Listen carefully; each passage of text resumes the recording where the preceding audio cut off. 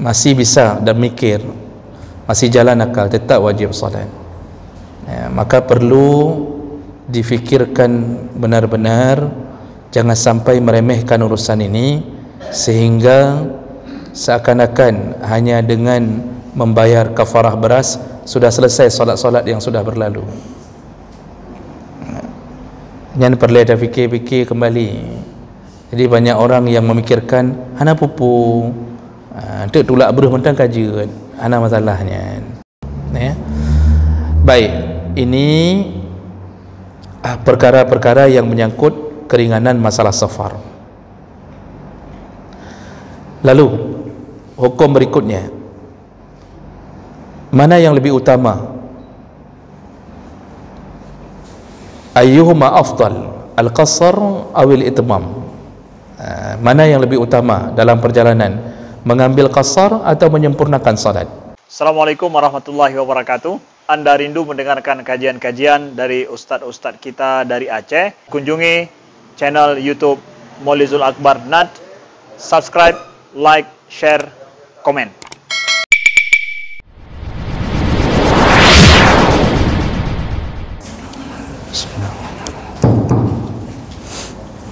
Assalamualaikum warahmatullahi wabarakatuh.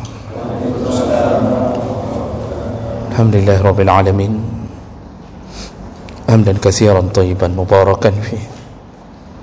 Asyhadu an la ilaha illallah wahdahu la syarika lah, wa asyhadu anna Muhammadan abduhu wa rasuluhul karim. Allahumma salli wa sallim ala nabiyyina wa sayyidina al-Mustafa Muhammadin wa ala ahlihi wa ashabihi ajma'in. Amma ba'd. Rabbi shrah li sadri wa yassir li amri wa hlul 'uqdatam min lisani yafqahu qawli. Segala puji bagi Allah, kemudian salawat dan salam kepada Rasulullah, pada keluarga dan seluruh sahabat-sahabatnya. Bapak-bapak dan ibu-ibu yang Allah muliakan insyaallah, kita sudah selesai membahas tentang seputar hukum-hukum salat Jumaat dan kemuliaan hari Jumaat. Pada malam ini kita akan masuk ke dalam pembahasan yang baru, yaitu salatul musafir, tentang seputar hukum-hukum salat musafir.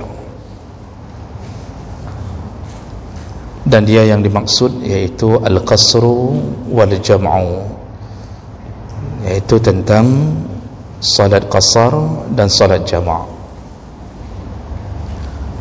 Jadi bagi musafir ada dua keringanan dalam bentuk salat, yaitu salat qasar dan salat jama'. Dua perkara ini adalah dua perkara yang berbeda, tidak saling berhubungan, caranya pun berbeda dan punya alasan-alasan tertentu. Kita mulai dulu dengan membahas tentang qasar. Kita akan lihat tentang hukum masalah qasar. Baik, qasar dari segi bahasa bermakna memendekkan. Qasara yaksiru taqsir, atau qasrun itu bermakna memendekkan.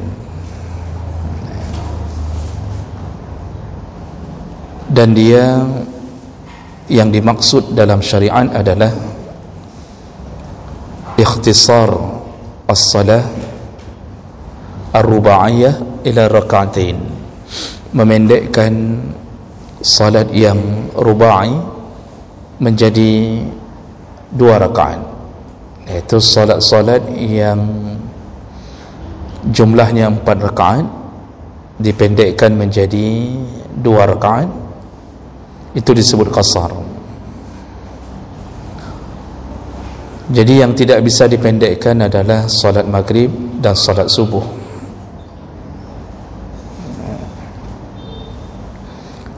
Aisyah radhiyallahu anha mengatakan, Nabi SAW mengatakan, furidatis salah raka'atain, salat itu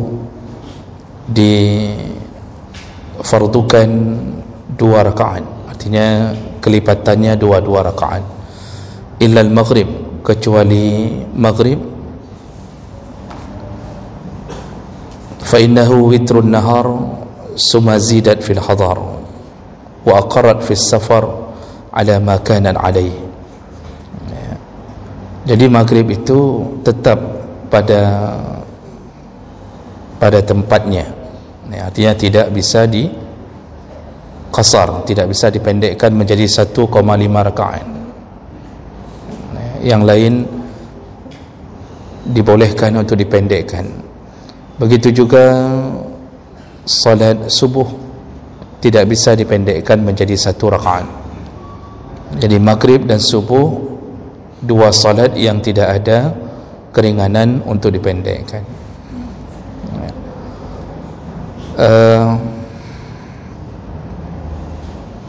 Salat qasar ini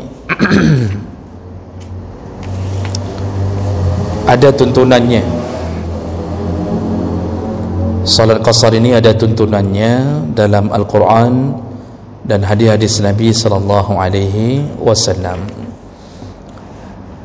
Dalam Al-Quran Allah sebutkan dalam surat An-Nisa ayat 101, Allah sebutkan, wa iza darabtum fil ardi falaysa alaikum junahun an taqsuru minas salah wa in khiftum an yaftinakumul ladhina kafaru. Wa iza darabtum fil ardi, kalau engkau sudah mulai memukul kakimu di permukaan bumi, maksud memukul kaki melakukan perjalanan, menghentak-hentakkan kaki maksudnya melakukan perjalanan. Falaisa alaikum junah, tidak masalah, tidak berdosa bagimu, an taksuru minas salah, kalau engkau memendekkan salatmu. Ditambahkan kalimat in khiftum ayyaftinakumul ladzina kafaru, itu kalau engkau takut diancam atau takut dengan ancaman orang-orang kafir yang mengejarmu. Jadi dulu perjalanan Nabi banyak yang jauh-jauh itu karena melakukan perang. Jadi dalam perjalanan perang itu tentu kadang-kadang ada rasa khawatir dikejar-kejar. Makanya Allah katakan, kalau engkau merasa khawatir dikejar-kejar oleh orang kafir, salat yang diwajibkan 4 rakaat pendekkanlah, tidak mengapa, kata Allah. Nah, bagaimana seandainya rasa takut itu sudah hilang? Jadi kan ayat Allah itu bicara kalau engkau merasa khawatir, takut kalau dikejar oleh orang kafir atau terancam. Apakah berlaku salat qasar itu ketika sudah hilang rasa takut? Ada hadis dari Abu Ya'la bin Umayyah. Dia bertanya kepada Umar bin Khattab, ma lana naqsuru wa qad amanna. Wahai Umar, kita sekarang sudah aman, artinya tidak lagi seperti dulu di zaman Nabi, dalam keadaan berperang, dikejar sana dikejar sini. Kenapa, apakah boleh kita mengqasar salat? Maksudnya sudah aman keadaan sekarang, apa masih berlaku qasar salat itu untuk kita? Faqal, Umar menjawab, sa'altu Nabi sallallahu alaihi wasallam, aku telah menanyakan pertanyaan itu kepada Nabi. Jadi karena tadi ayatnya berbunyi kalau engkau diancam oleh orang kafir silakan qasar salat. Sekarang sudah tidak ada lagi ancaman, sudah aman, apakah masih berlaku salat qasar itu untuk kita? Umar menjawab, aku telah kutanyakan kepada Nabi tentang masalah ini. Nabi menjawab, faqala Nabi sallallahu alaihi wasallam, sadaqatun tasaddaqallahu biha alaikum faqbilu sadaqatahu. salat qasar itu adalah sedekah Allah untukmu atau hadiah Allah untukmu, maka terimalah hadiah itu. Nah, jadi jawaban Nabi, ternyata salat qasar itu tidak hanya berlaku di masa ketakutan, juga berlaku di saat aman, dengan dalih Allah menghadiahkan salat qasar sebagai keringanan bagi umat Muhammad sallallahu alaihi wasallam. Jadi ini hadiah Allah. Kita dimanjakan oleh Allah dengan cara ini. Nah, jadi pilihan salat dalam perjalanan, yaitu salah satunya yang diringankan adalah qasar. Nanti kalau kesulitannya bertambah tinggi, silahkan ambil jamak. Nanti jamak kita bahas belakangan. Semakin tinggi kesulitannya, waktu yang terlalu mepet, kemudian dikhawatirkan tidak bisa melakukan solat ke depannya, maka pilihan terakhir silahkan menggabungkan antara jamak dan qasar. Jadi levelnya itu semakin tinggi kesulitan, semakin ringan urusan yang diberikan Allah Subhanahu wa taala. Yang cerita boleh tidak solat dalam perjalanan itu tidak ada. Yang merencanakan tidak solat sama sekali dalam perjalanan itu tidak ada. Maka solat itu tidak boleh kita ringankan suka-suka kita, dan tidak ada syariat boleh meringankan solat, boleh menghilangkan solat sama sekali. Solat ini termasuk syariat yang paling ketat, dan dia menjadi satu amalan pertama yang ditanya Allah sebelum amalan yang lain. Ada solat, amalan yang lain dihitung. Tidak ada solat, amalan yang lain tidak dianggap oleh Allah. Tidak pernah ada dalam syariat ini membolehkan untuk membebaskan solat. Kalau solat tidak bisa sempurna dalam keadaan berdiri, silakan duduk. Tidak bisa duduk, silakan berbaring ke rusuk kanan. Tidak bisa ke rusuk kanan, baring ke rusuk kiri. Tidak bisa juga terlentang. Tidak bisa juga taruh bantal di atas kepala, salat dengan anggukan kepala. Tidak bisa juga bermainlah dengan mata, beri isyarat mata. Tidak bisa juga, maka pakailah bahasa isyarat dengan Allah. Jadi hanya memakai pikiran, ini sujud, ini rukuk. Jadi solatnya dengan memakai pikiran. Selama akal masih ada, tetap wajib solat. Yang suka-suka meliburkan solat tidak ada, sehingga perlu difikirkan ulang.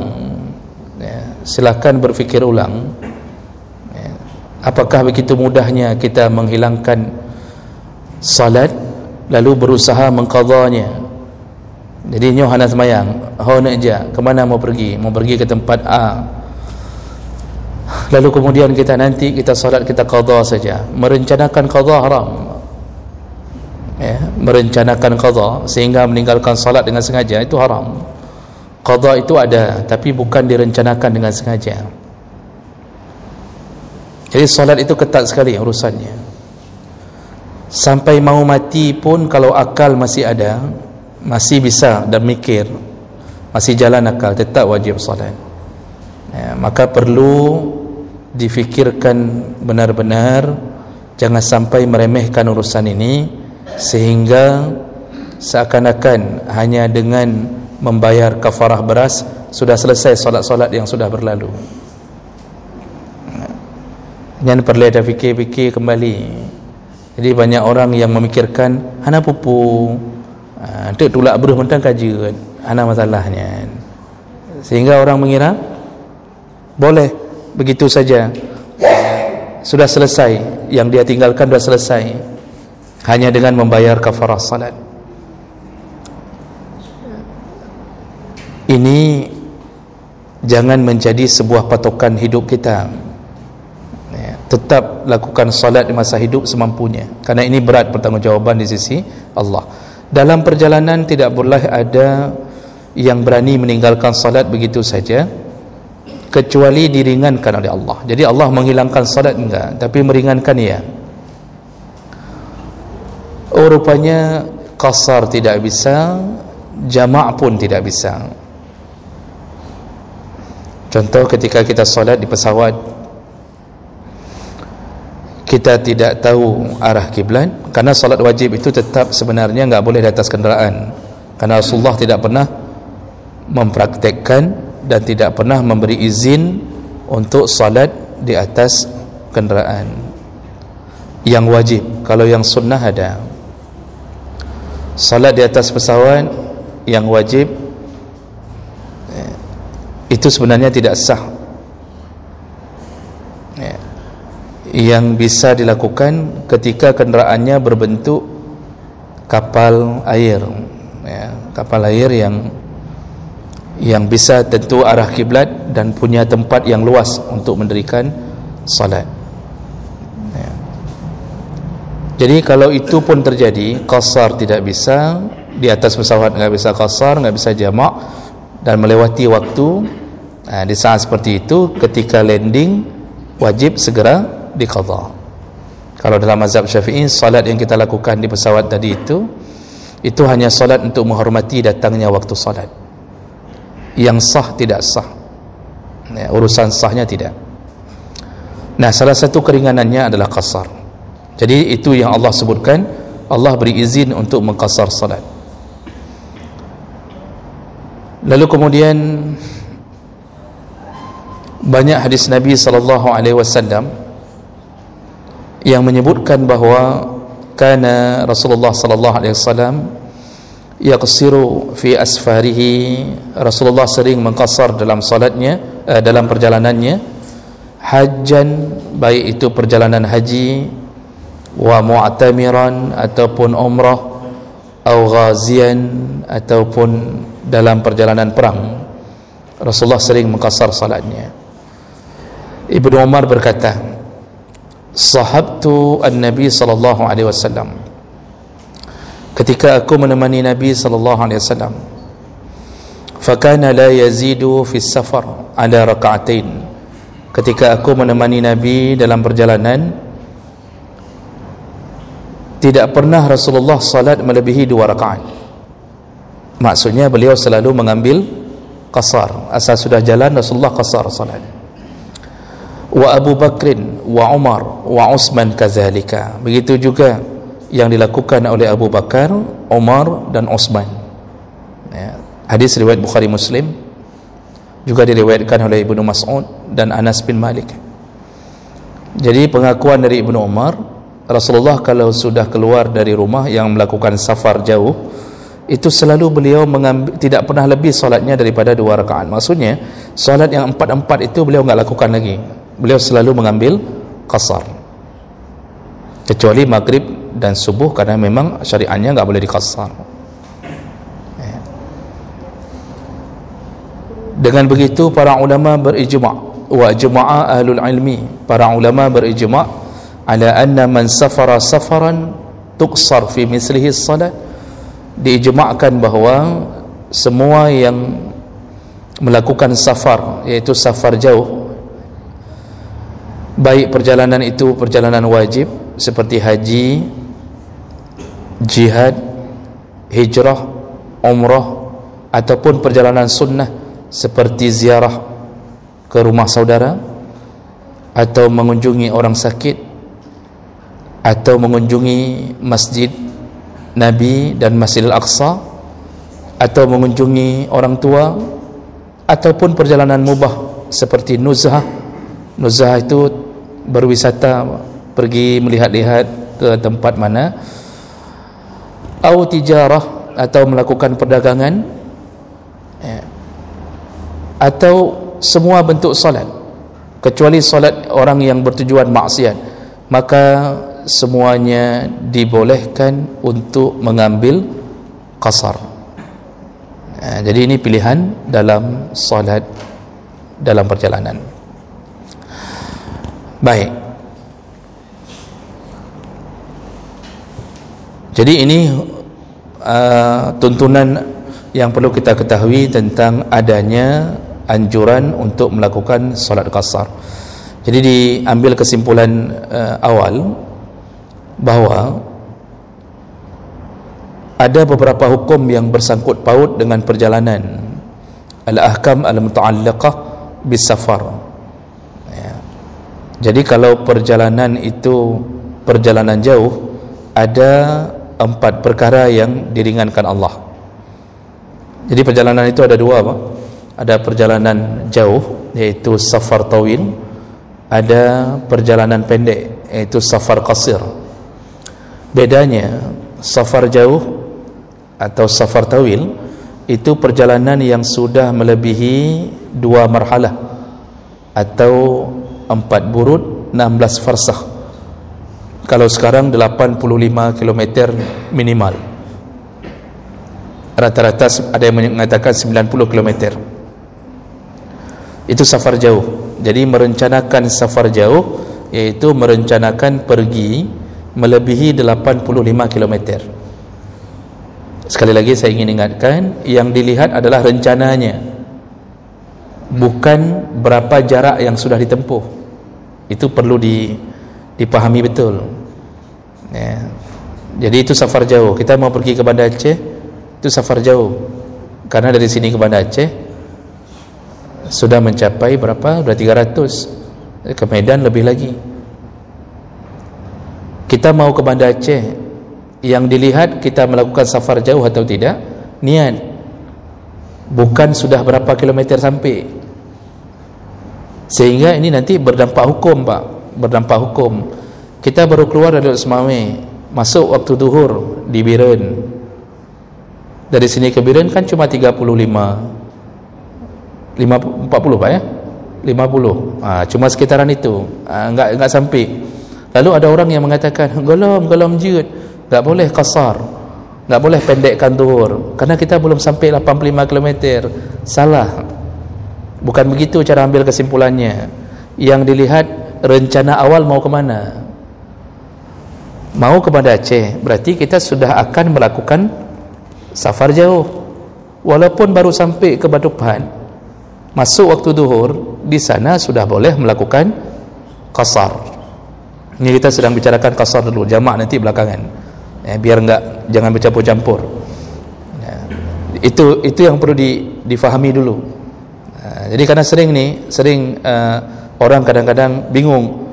Ada yang dawi suami isteri mengatakan enggak boleh bang, enggak boleh, ini belum sampai 90 km, mana boleh kita qasar. Suami bilang kajut, sudah boleh, ikah nak ikut pengajian malam Selasa. Makanya perlu hadirkan isteri juga untuk ikut pengajian, jangan dawa-dawi lagi dalam mobil. Yang dilihat adalah niat melakukan ke mana, itu yang jadi patokan. Walaupun baru keluar dari Lok Semoy, baru sampai ke Belang Pulau, kalau anak truk Belang Pulau, masuk waktu zuhur, berhenti di Masjid Belang Pulau, bolehkah melakukan qasar? Boleh. Padahal baru 20 km atau 15 km.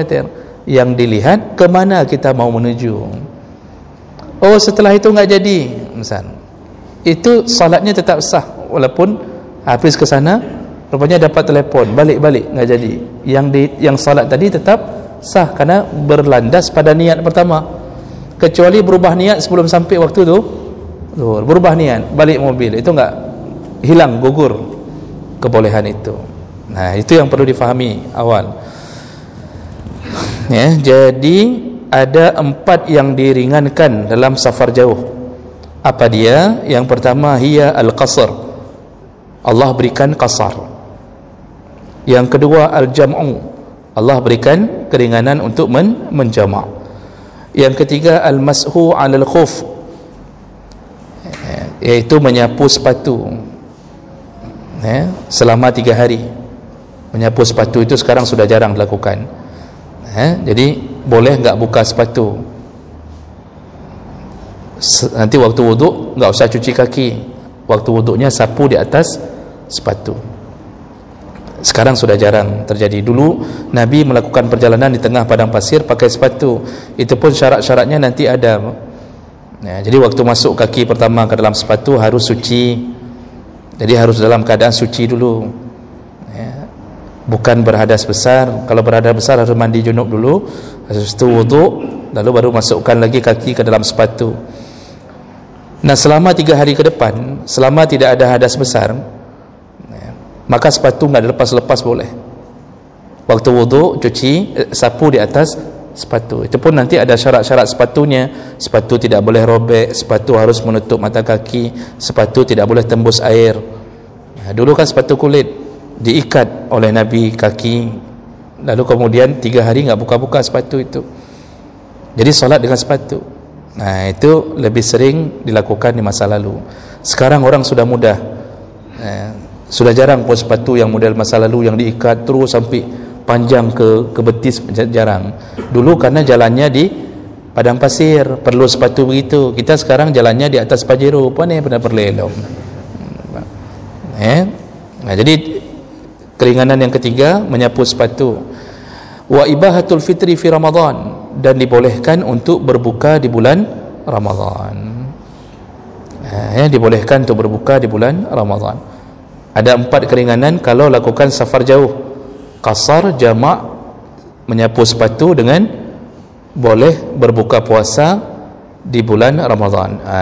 Tapi nanti ingat kembali pelajaran kita tentang bulan Ramadan. Kalau dalam mazhab Syafi'i, kalau dia keluar sebelum datang waktu sahur, sebelum datang waktu imsak, itu boleh buka puasa, boleh tidak berpuasa sama sekali. Dia sudah keluar dari rumahnya sebelum datang waktu sahur, sebelum datang waktu imsak. Hanya puasa sepanjang jalan boleh. Tapi kalau dia keluar setelah masuk waktu imsak, dia wajib puasa dulu. Nanti di jalan baru boleh buka ketika ada kesulitan, enggak sanggup lagi, terlalu panas baru boleh buka. Nah, itu keringanan yang Allah beri di dalam bulan Ramadan. Tapi kalau puasa sunnah itu kapan pun boleh buka. Ini hari ini Senin, tadi pagi niat puasa, jam 10 isteri dah siap masak, rupanya masakannya menggoda sekali. Lalu kita ingin berbuka, bolehkah? Boleh, silakan buka. Baik, itu 4 perkara dibolehkan dalam safar jauh. Kemudian dalam safar pendek, safar pendek itu safar tapi enggak sampai 2 marhalah, di bawah 85 km. Ho nak jak Biren, ho nak jak, saya mau ke Pantun Labu, enggak sampai 85 km. Dalam safar pendek itu juga ada beberapa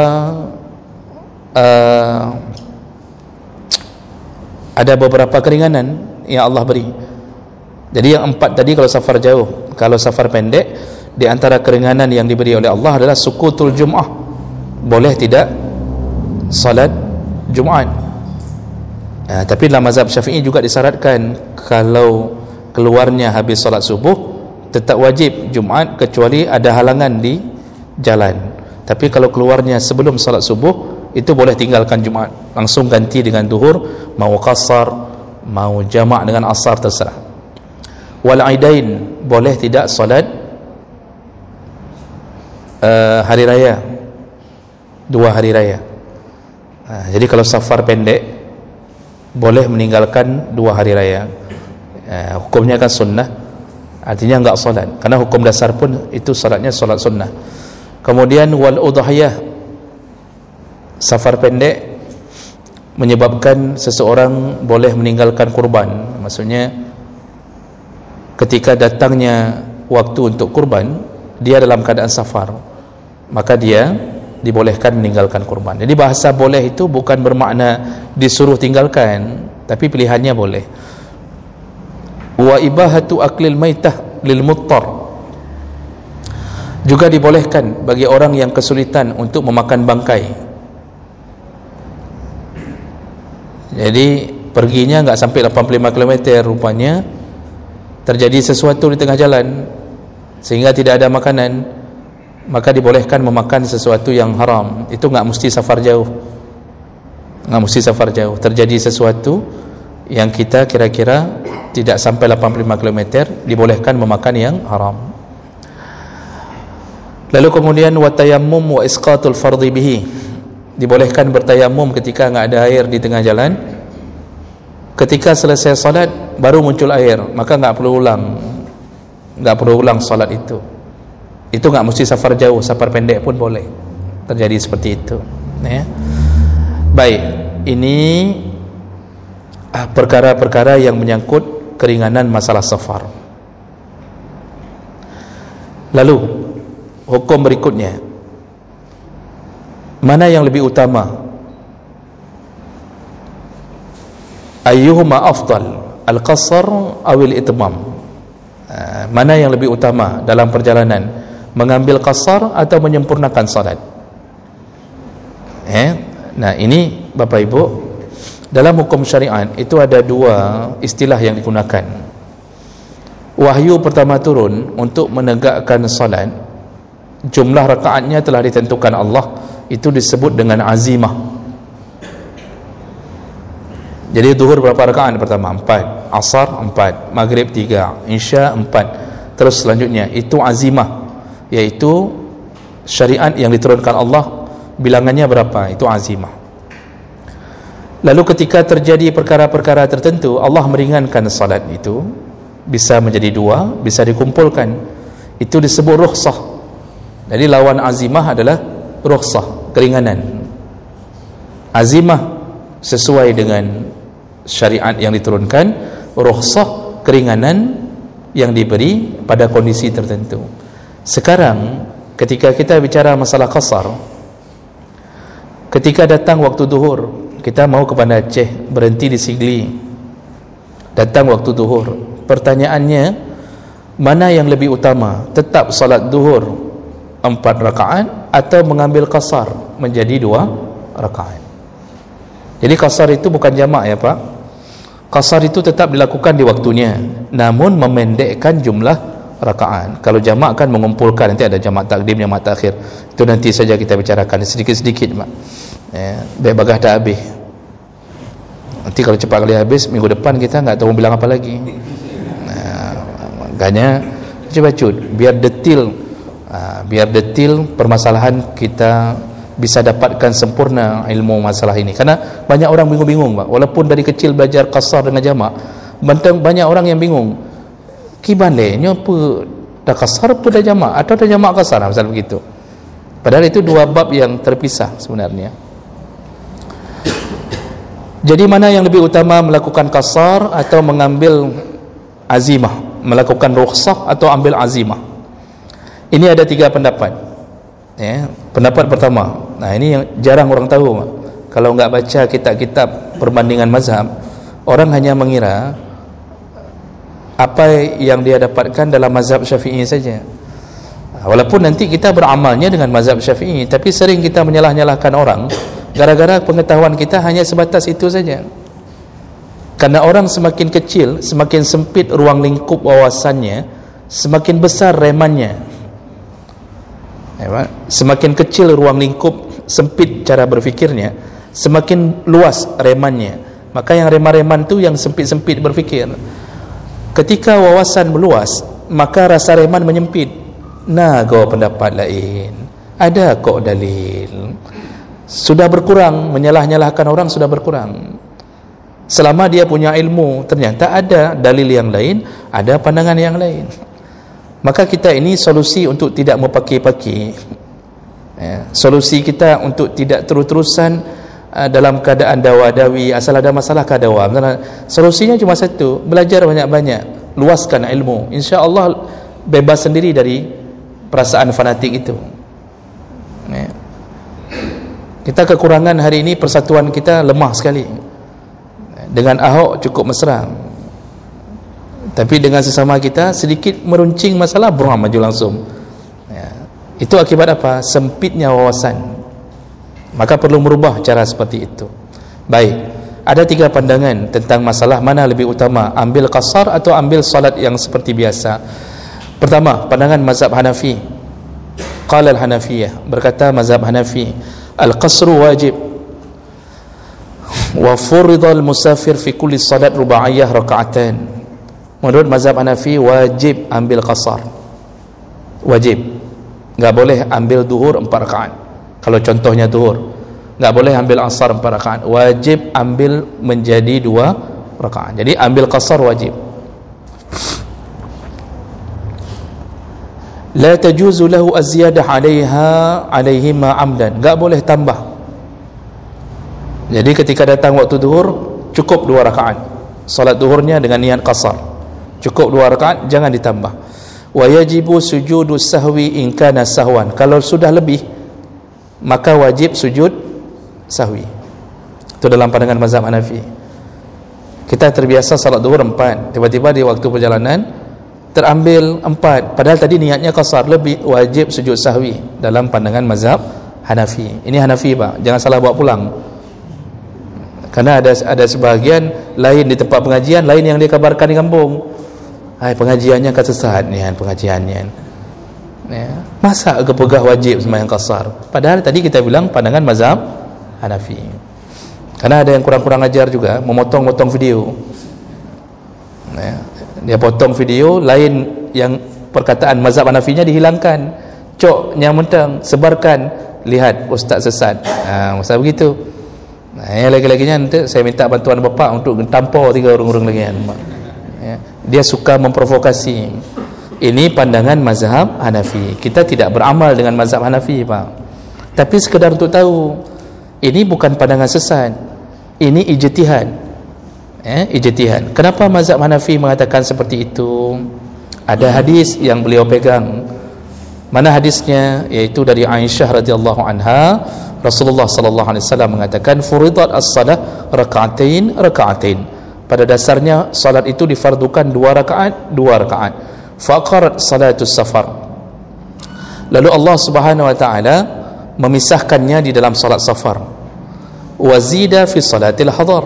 Bagi yang mukim maka dikumpulkan dua-dua itu. Jadi maksud Nabi, sebenarnya salat itu sandarannya dua-dua, kata Nabi. Kalau salatnya orang safar diputuskan Allah, tidak digabung, jadi tetap diambil cuma 2. Tapi kalau salatnya orang hadar itu mukim, enggak safar, dikumpulkan Allah menjadi 4. Maka asar 4, duhur 4, isya 4. Jadi maksud Nabi sebenarnya salat itu dua-dua. Makanya ada duduk tahiyat untuk pemisah antara 2 salat.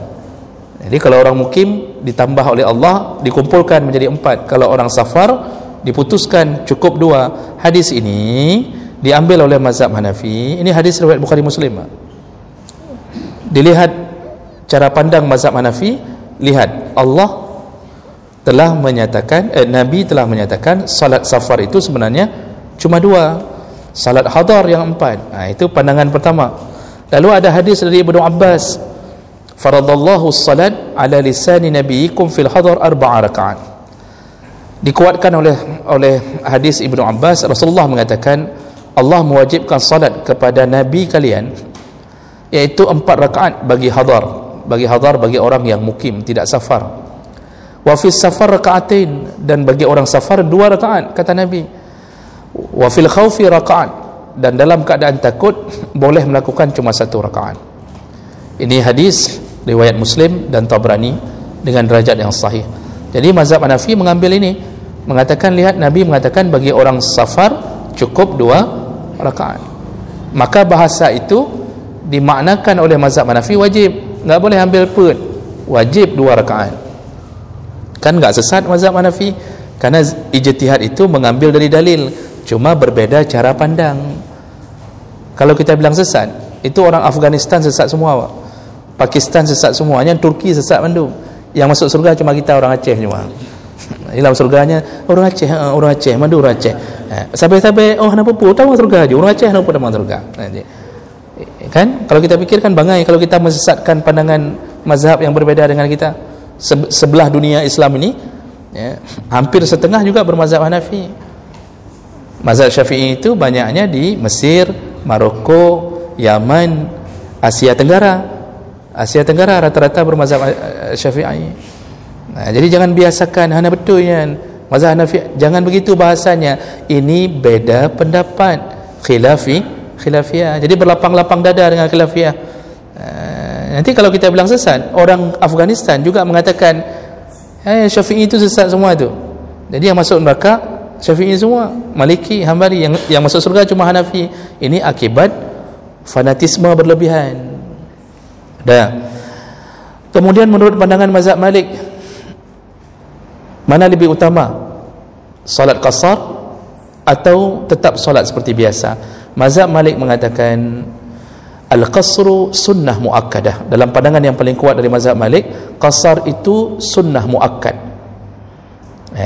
Jadi lebih utama mengambil qasar maksudnya. Karena sunnah muakkad maksudnya kalau disuruh pilih ambil solat 4 atau ambil 2, lebih utama mengambil yang qasar. Jadi hukum mengambil qasar itu sunnah muakkad maksudnya. Kenapa begitu? Li fi'lin Nabi sallallahu alaihi wasallam. Karena itu perbuatan Nabi. Kan tadi disebutkan di awal hadis, Nabi kata Ibnu Umar, asal sudah jalan tetap 2 rakaat, tetap 2 rakaat.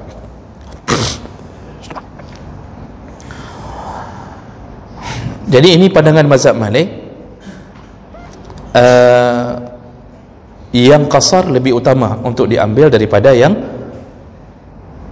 azimah, yang sesuai dengan jumlah rakaat asal. Yang terakhir, waqala Syafi'iyah wal Hanabilah. Nah, Syafi'i dan Hambali itu punya pandangan yang hampir sama. Apa kata mazhab kita dan sekaligus mazhab Hambali? Al-qasru rukhsah ala sabilit takhayyur. Kalau ditanya mana lebih utama, salat qasar atau salat sesuai dengan jumlah rakaat asalnya, maka itu ala sabilit takhayyur, boleh pilih. Jadi mengatakan pertama boleh pilih, khiyar, silakan pilih. Falil musafir ayatimma aw yaqsir. Seorang musafir boleh melakukan salat 4 rakaat, boleh mengqasarkan salatnya. Wal qasru afdalu minal itmam mutlaqan indal Hanabilah. Lalu ditegaskan dalam mazhab Hambali. Jadi dasarnya boleh pilih. Silakan, mau qasar boleh, mau salat zuhur 4 rakaat boleh. Tetapi qasar afdalu minal itmam. Menurut mazhab Hambali, qasar lebih utama daripada menyempurnakan salat. Jadi boleh pilih, cuma menyogyu pilih mana pilihan yang utama. Lebih utama mengambil qasar dalam mazhab Hambali. Bagaimana Syafi'i? Wa huwa 'inda Syafi'iyyah 'ala al-mashhur afdalu min al-itmam idza wajada fi nafsihi karahatun lil qasar. Mazhab Syafi'i mengatakan qasar lebih utama daripada itmam, daripada mengambil sempurna, kalau dia dapatkan dalam dirinya fi nafsihi karahatun al-qasar. Jadi ketika dia mendapatkan dirinya merasa qasar tidak baik, disitulah qasar lebih utama. Jadi kan begini, kadang-kadang ada orang tadi, seperti contoh suami isteri tadi dawa-dawi. Setelah sampai di masjid, suami mengatakan qasar aja, zuhur enggak usah ambil sempurna, kita ambil 2 rakaat aja. Lalu kemudian isteri mengatakan, enggak lah bang, kita kan enggak ada masalah apa-apa, mobil pribadi, kita juga sehat, enggak ada masalah, kita sempurnakan aja, masa cuma 2 rakaat. Di situ ketika mulai merasa seakan-akan qasar adalah kekurangan, di saat itu malah qasar yang lebih utama. Kenapa? Karena dengan merasa qasar kekurangan, berarti kita merasa bahwa Nabi kita suka melakukan yang kurang-kurang. Padahal mengqasar salat petunjuk Nabi sering mengambil qasar. Ketika kita merasa hati bahwa qasar itu kan masa 2 rakaat supaya dah cukup, berarti kita merasa Nabi kita melakukan yang kurang. Disitulah mazhab Syafi'i mengatakan kalau ada terbersit itu ambil qasar untuk menegakkan sunnah Nabi sallallahu alaihi wasallam. Jadi kesimpulannya apa Pak? Empat mazhab mengatakan yang lebih utama dalam perjalanan adalah mengambil qasar. Kan selama ini kan orang begini yang sering curhat sama saya tu, tapi Ustaz kan 4 rakaat kan lebih baik, lebih banyak sujudnya, lebih banyak rukuknya juga banyak. Masa kita ambil qasar sedangkan kita sehat-sehat saja? Agama ini bukan bersandar pada pikiran kita lebih baik atau tidak. Agama ini bersandar pada keinginan Allah dan Nabi SAW. Karena agama diturunkan Allah lalu dijadikan utusan pada Nabi untuk menyampaikan, maka kebaikan itu sandarannya ke sana, bukan pikiran kita sandarannya. Kalau Nabi mengatakan lebih baik kasar, cok kasar mentang. Jadi ini yang perlu kita ketahui. Dan dalilnya apa? Ini penutup. Dalilnya Imam Syafi'i dan Hanbali juga mengatakan kasar lebih baik. Pertama, ayat Allah tadi yang mengatakan tidak mengapa engkau mengambil yang kasar, fala junaha alaikum an taksuru minas salah. Lalu dalil kedua, perkataan Umar bin Khattab, telah kutanya pada Nabi, ini hadiah Allah, terimalah hadiahnya. Maksudnya makruh kalau enggak terima hadiah Allah. Allah udah kasih hadiah, cok, jangan enggak cok. Gimana bahasa jangan enggak cok? Jangan enggak ambil, ambillah. Suruh ambil hadiah Allah. Yang ketiga, ada hadis riwayat Ahmad Baihaqi dari Ibnu Umar, inna Allah yuhibbu an tu'ta rukhsahu kama yuhibbu an tu'ta azaimahu. Allah suka kalau engkau mengambil keringanannya, sebagaimana juga Allah suka engkau mengambil azimahnya. Maksudnya kalau bertemu azimah dengan rukhsah, engkau boleh pilih, semuanya Allah suka. Dan ternyata perbuatan Nabi lebih kepada qasar. Lalu ada hadis juga riwayat Muslim yang menyebutkan sahabat-sahabat kalau sudah keluar maka mereka mengikuti Nabi, yaitu banyak yang melakukan qasar. Jadi ini juga menjadi petunjuk. Jadi pernah ada keterangan dari Aisyah ketika umrah Ramadan, Aisyah berbuka puasa lalu dia mengqasar, tapi juga kadang-kadang dia melengkapkan solatnya. Lalu aku bertanya kepada Rasulullah, ya Rasulullah, demi ayahku dan ibuku, bi abi wa ummi, aku berbuka puasa tapi kadang-kadang juga aku menyambung puasa, kadang-kadang aku mengqasar, kadang-kadang aku melengkapkan salatku. Faqal, Nabi menjawab, ahsanti ya Aisyah, engkau telah melakukan perbuatan yang baik wahai Aisyah. Maksudnya boleh pilih. Kan tadi Syafi'i dengan Hanbali di awal kan boleh pilih, cuma kalau disuruh pilih lebih utama ambil yang sering dilakukan oleh Nabi. Jadi ini bukan bermakna yang lakukan 4 rakaat enggak boleh, silahkan, yang mau lengkapkan silahkan, tapi kalau disuruh pilih, pilihlah yang lebih utama dilakukan oleh Nabi SAW. Baik, ini Bapak, malam ini yang perlu kita kabarkan tentang salat qasar. Ini masih ada sambungannya, belum selesai. Sudah buka pertanyaan lo? Atau kita cukupkan karena azan? Kayaknya malam ni enggak usah kita buka, Pak, karena saya lihat pun Bapak sudah ngerti-ngerti semuanya, ya. Walaupun ada mata-mata yang penuh dengan pertanyaan, tetapi karena kau azan kakek, nanti pertanyaannya ditunda saja ke malam Senin yang akan datang insya-Allah, ya. Demikian kita cukupkan karena waktu kita terbatas. Kita tutup dengan kafarah majlis. Subhanakallahumma bihamdik, asyhadu an la ilaha illa anta, astaghfiruka wa atubu ilaik. Wassalamualaikum warahmatullahi wabarakatuh.